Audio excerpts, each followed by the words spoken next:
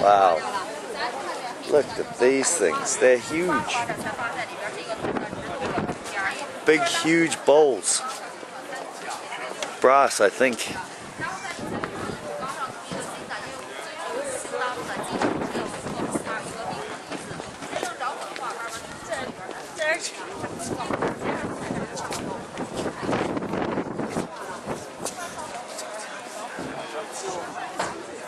Probably thousands of people have done, millions of people have done that.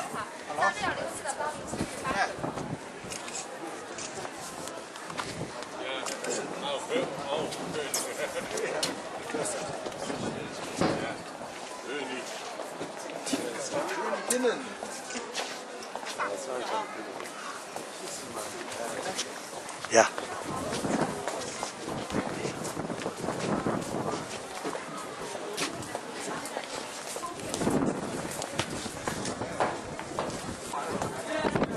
Holy.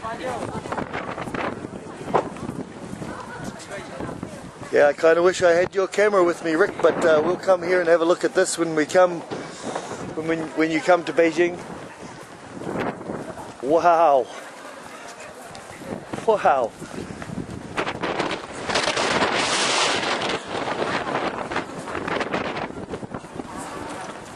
I don't know how big this plaza is, but it's like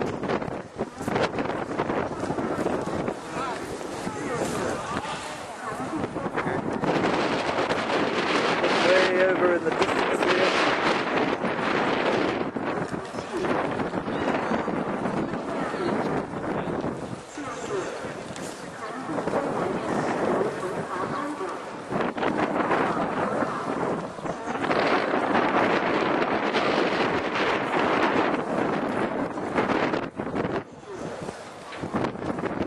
The Emperor's Palace.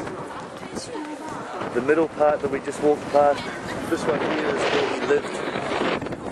And that's all closed off, people can't go in there. But it's a huge big building. I think one of the biggest buildings, wooden buildings in China, in ancient China. Big doors on it. It's fairly windy. Just up on here it is, but man, this thing is, the complex is just huge. This is the Hall of Medium Harmony. The Emperor would take a rest and then accept greetings and what have you, and then he would sit here and then go the medium harmony one, and then the next one is the supreme harmony one.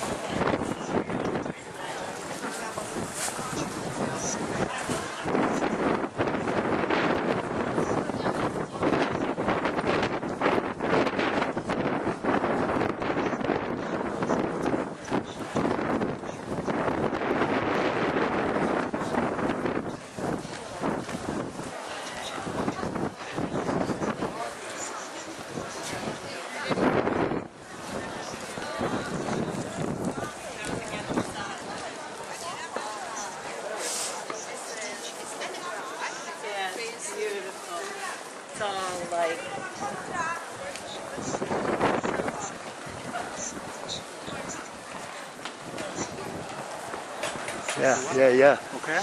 Yeah, good. Yeah.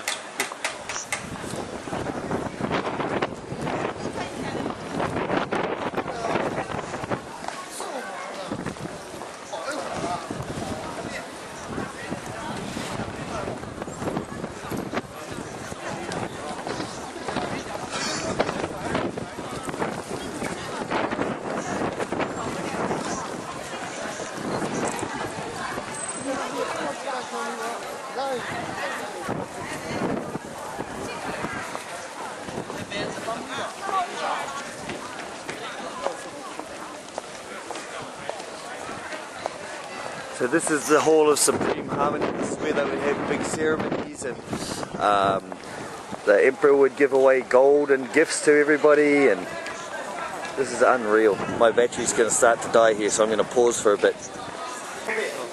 So this is the Emperor's chair. This is in the Hall of Supreme Harmony, and that's the Emperor's chair right in the middle there. And they would have ceremonies here, and he would have parties here, and then he would give gifts away to people. This is really unreal. Like, look at the roof. I went to Scotland and that was pretty cool, but man, this place is, those are all gold. 上面会有4个字皇建有基，皇帝制定了最高的准则。那前面呢有2个像烟囱一样镂空的放香料和香薰，最前面有4个蓝色的象或者瓶子4象形，象征天下太平的意思。这种东西你看它是蓝色的，它呢您看它是像不像金属？这种东西叫掐丝画珐琅。是元朝到明朝几个代间间。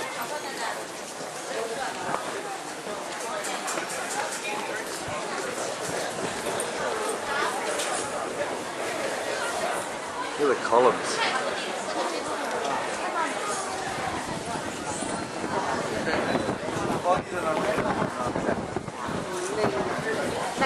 Can't go in there, but wow.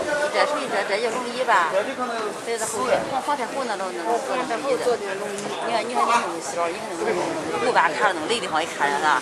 咱现在这，他们真小，现在都舒服，那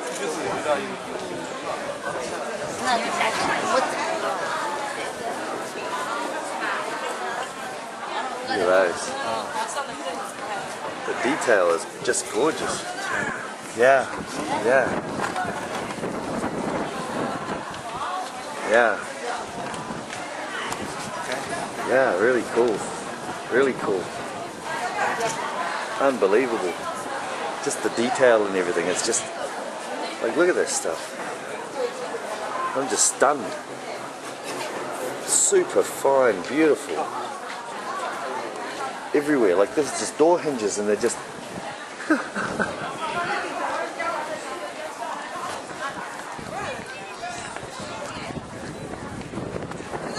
aha. First constructed during the 1420s, during the Ming Dynasty. This hall was destroyed by fire and reconstructed several times. It still retains its original beams and columns. In the early Ming Dynasty, it was named Jin Shang Yan, Hall of Scrupulous Behavior. During the Qing Dynasty in 1562, it was renamed Jian Ji Jian, Hall of People's Sovereign. And then Bao He Jian in 1645. The hall is 9 bays wide and 4 bays deep, with gable roof and carved overhanging eaves. It has an area of 1,240 square meters. The construction of the hall adopted a special pillar reduction method. By omitting 6 pillars from under the front eaves, the hall is given a spacious feeling. Above the throne, at the center of the hall, hangs a board with an inscription written by Emperor Qianlong. The inscription reads, Huang Jian Yuji, the highest norms for the emperor to be found a regime. During the Ming Dynasty, the emperor changed clothes in this hall before an important ceremony. In the Qing Dynasty, the emperor held banquets here for his princes, dukes and ministers of ethnic minorities on the Lunar New Year's Eve and the Lantern Festival. In the early Qing Dynasty, before the renovation of the hall of the 3 rear halls was completed, Emperor Shunzi and Emperor Kangxi lived here, and it was named Wei Yu Gong, Palace of Proper Places and Cultivation of Things, Agriculture, and Kunning Gong, Palace of Peace and Tranquility, respectively, during their reigns. The wedding ceremony of Emperor Shunji was held here. In 1789, the emperor supervised the final stage of examinations to select officials from among scholars from all over the country. The words Bao He are from the Book of Changes and mean maintaining harmony between all things on earth, to have a long period of peace and stability. Okay, cool. Yeah.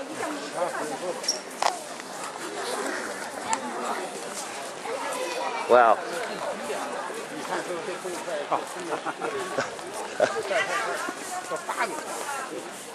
Hey.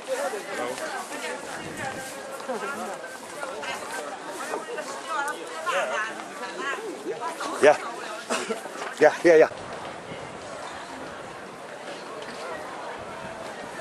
So this is behind the Emperor's Hall, going back into the more of the Forbidden City, and I mean it's just vast. I don't know. I think I'm going to run out of battery on my video camera, so I'm just going to sort of take little pan views and put them all together again later, and then just turn my camera off. But it's just vast. So this is the back end of the backside of the Emperor's main throne room. It's just hard to fathom how big this place is. It's just unbelievable. Okay, I'm going to pause again.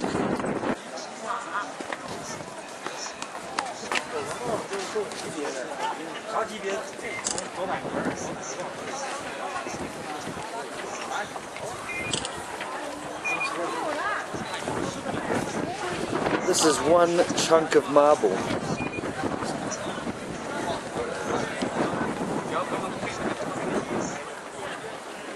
It weighs, she said 300 tons.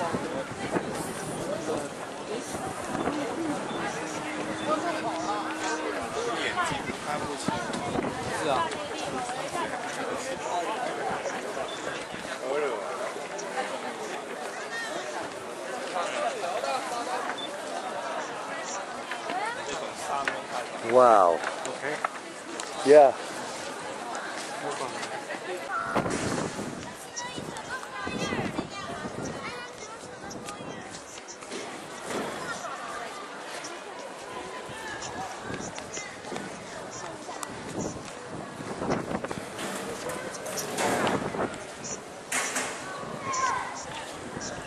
My battery's going to run out, but this is the Hall of Clocks. The Emperor was responsible for the keeping of time. He was time was governed by what he says. Some of these are just unbelievable.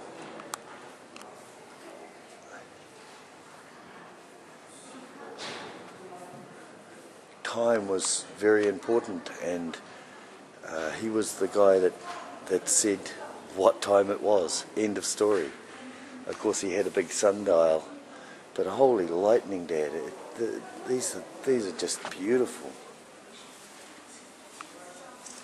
My battery's going to run out, so I'm going to just walk around and take as many as I can. But look at the detail on this. It's just mind-boggling.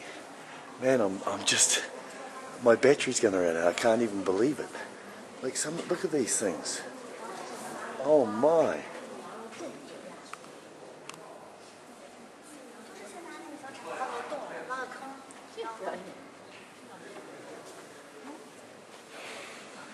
Look at that one.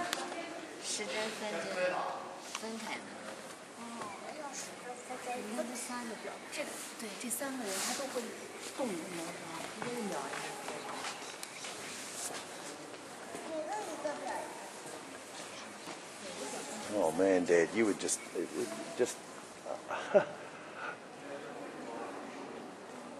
the detail and the roof and the everything. I'm going to lose my camera here. I can't even. Oh man, Richard, I needed your camera. We'll come back and you can take a bunch of photos. This is just stunning.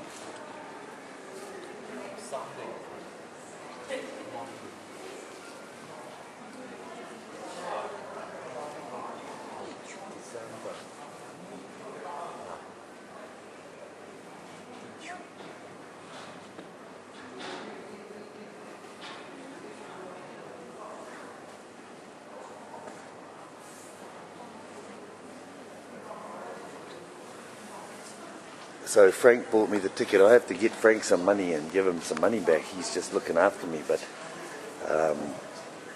it's just I just can't believe all this stuff.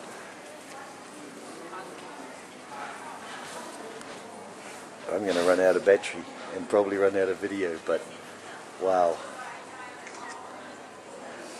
The clockmaking studio of the Imperial workshops of the Qing court was set up under Emperor Yongjing 1723 to 35 and reached its heyday under the Emperor Qianlong in 1795. It mainly produced striking clocks, night watches and musical desk clocks.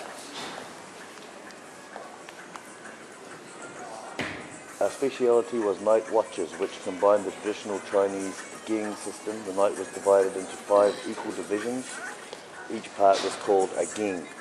With the Western hour and minute system, further clocks automatically adjust to the changing solar periods, 24 periods in a lunar year. Most of the clocks produced in the Imperial clockmaking studio have fine wood cases in the shape of traditional Chinese buildings. The cases were inlaid with enamel or traced with gold lacquer in imposing tones, creating a distinctive Imperial style. It's look at this one, Dad. Like, holy lightning. It's just unbelievable, stunning. Oh, sorry.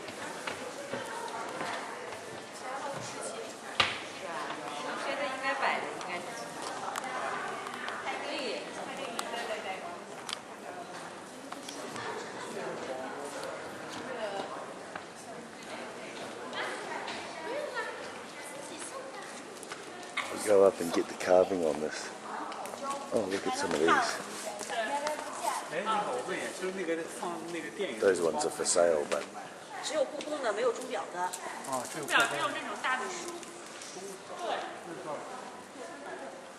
it's like a water clock. Copper water clock, made of copper.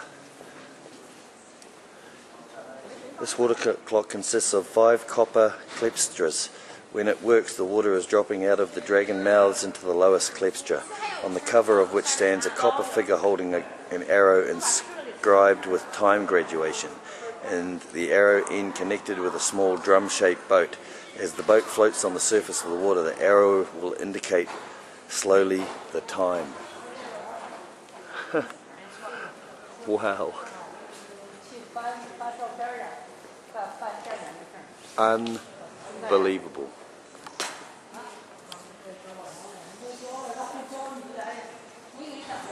Oh yeah, that's where the water goes. The detail is just, the wooden detail is carvings, so just needs dusting, but other than that it's just unreal.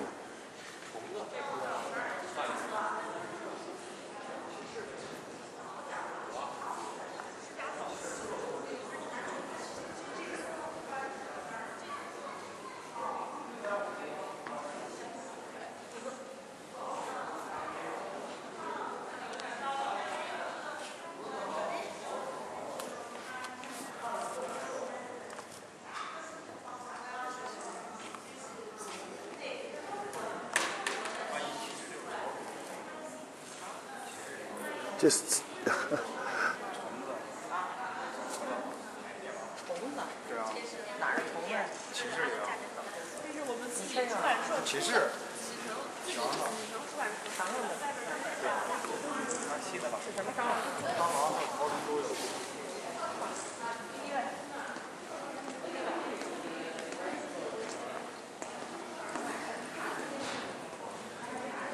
large red sandalwood tower-shaped night clock. On the first story of the clock tower was inlaid a 2-pointer dial with 5 keyholes to wind the springs. 3 copper bells set on the second and third stories are used striking night watches, hours and the quarters in the top-down order. The motive power of this clock comes from the weight of a plummet hung in a thin thread which may drive the transmission system as it hangs down. Wow, Dad. I hope I can bring you here. And Mum. It's just...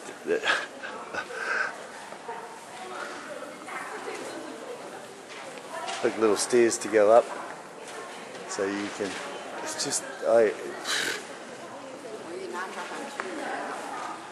striking clock in the shape of a hardwood pavilion carved with floral design. Made in 1736 to 1795. This clock is one of the largest clocks kept in the Imperial Palace. A white enamel clock dial with Roman numerals is inlaid on the gilt copper plate, and 2 bells are put on its top for sounding the hours and quarters respectively. This mechanical clock is composed of 3 connected transmission systems of copper gear to give the correct hours and quarters when the spring is wound. It could be working incessantly for 3 days and nights. Wow. Okay, my battery's gonna die. What?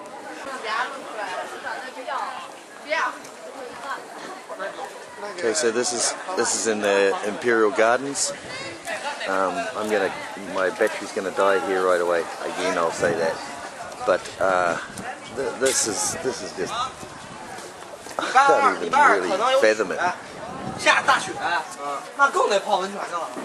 So this is where all the concubines and the emperor's girls would all hang out and amuse themselves, it said. One of the signs. I don't know, it said it's a huge area. I think you could be here. There's 100-year-old cypresses and pine trees. They're like hundreds of years old. You could be here for days, and you'd never see all the stuff that you could see. It's just beyond mind-boggling. Wow.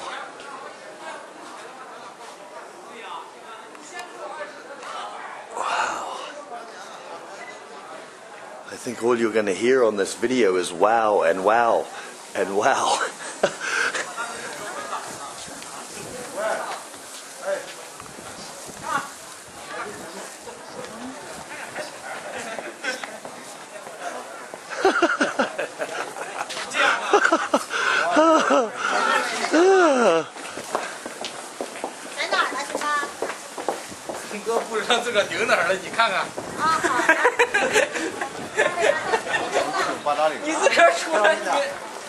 It's just endless.